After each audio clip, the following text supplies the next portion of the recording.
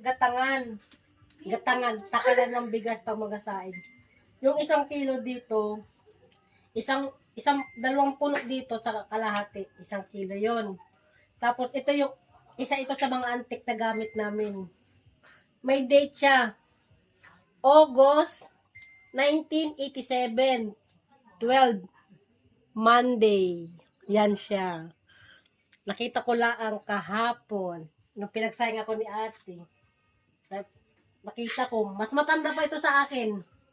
Matanda sa akin ng ilang taon ito. 4 na taon. Matanda sa akin ito ng 4 na taon. Ito, may isa pa kaming antik dito sa bahay. May banga pa kami, hindi na namin nagamit. Dahil uso ng mga rep na yun ngayon, hindi na kailangan ng malamig. Kasi yung banga na yun, malamig yun. Yung naman, kahit walang yelo. Dati kasi, walang rep. Hindi na kami bumili ng mga yelo-yelo. Malamig pa rin ang naman ng rep. Ito yung patunay sa isang antik naming gamit.